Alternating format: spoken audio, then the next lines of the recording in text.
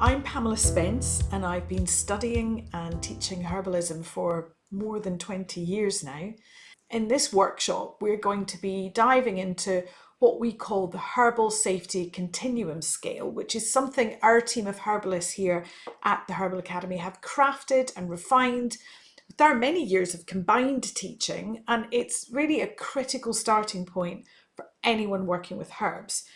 Because what it does is it breaks down the herbs that you are most likely coming across in your studies, and it shows you where those herbs fall on a clear scale from incredibly nourishing and safe all the way through to those that should be used with greater caution and also with further training.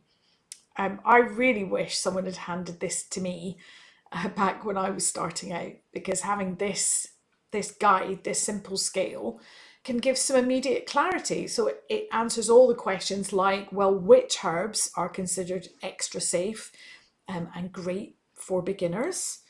And which herbs should I be more cautious with? And how do I lose the fear and actually start just getting in there and using the herbs? And once you understand our Herbal Safety Continuum Scale, you can begin working with herbs confidently, and you'll know that you're staying within a safe and effective range. So let's dig in.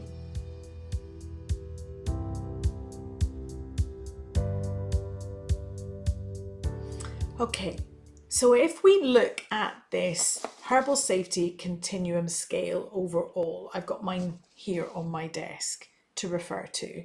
You'll see that it has 5 separate categories. Okay, so that's step number 1. And we're going from the first category on the left-hand side, which is called culinary herbs. We then work along from those culinary herbs, as you know, as the name suggests, those are the herbs you're going to find in your kitchen. Okay, or maybe not in all cultures, because we have included at least one there from which may not be in all cultures in your kitchen, but is certainly a very important food plant. I'll talk about that in a moment. We're going from that left-hand column, culinary herbs, so things you would find in your kitchen, as you would expect, are going to be really safe. And why is that? Well, if it wasn't that we'd use them for sometimes millennia for cooking with, and they'd become valued parts of our kitchen kit, if you like, in our spice cupboard or our herbal cupboard, or you know, as a vegetable or you know, that kind of thing, used in our cooking day to day, it wouldn't be there if it wasn't really safe. And so sometimes people will ask me about, you know, the difference between using a herb in a culinary way and using it you know, to get more of the health benefits. And really it's about dosage.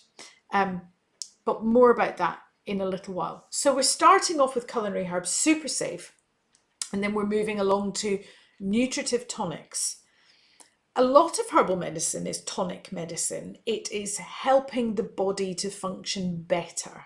It's, you know, it's made its way into the English language, you know, giving somebody a tonic, or we even would say here in Britain, oh, you're a real tonic to me. You know, you give me something good, some kind of goodness. So nutritive, bringing some sort of nutrition, tonic, helping the body function better. Okay. And then we work towards, in the center, we've got the therapeutic herbs. And the therapeutic herbs are something that is just that bit more active.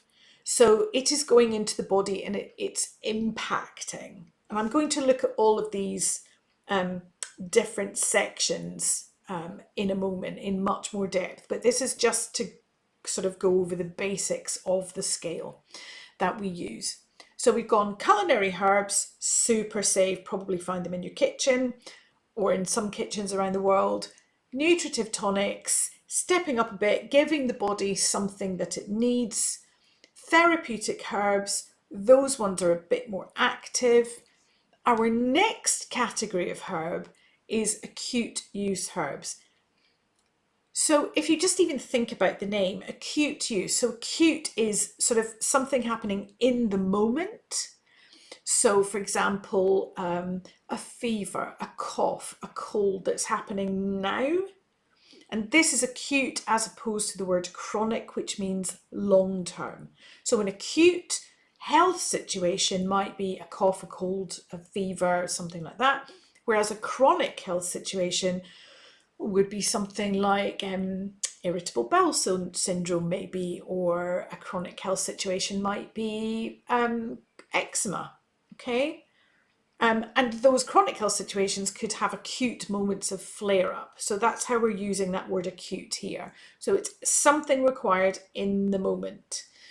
And then the next category, the final category of herbs, is low dose herbs. So these are herbs that must be used in low doses and would never be found really in a kitchen cupboard, for example. And the reason for that is because after using them at low dose, you may get into some side effects or problems with these herbs. Okay, so we're going from left to right.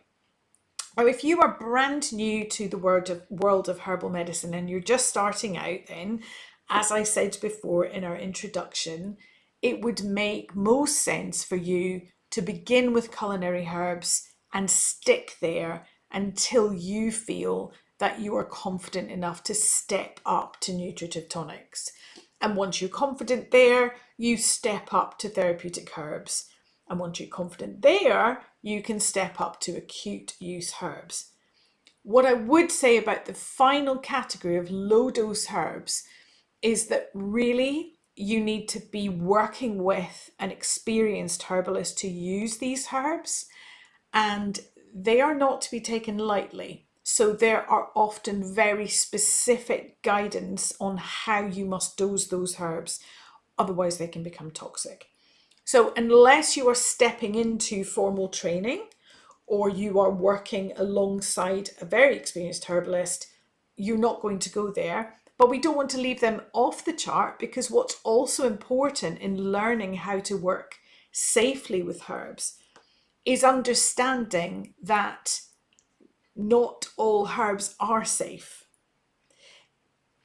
in terms of, just taking as much as you like. I come across this quite often. People think that herbs are intrinsically safe because they're natural, and I'm very keen to make sure people understand that that is not the case. There are boundaries around some of them in order that they can be used in a safe manner, but that the dosing and the way they are used is very specific to stop us straying into them becoming toxic to the body. So we want you to understand that these low dose herbs exist, and we want to talk about them so that you are aware of them.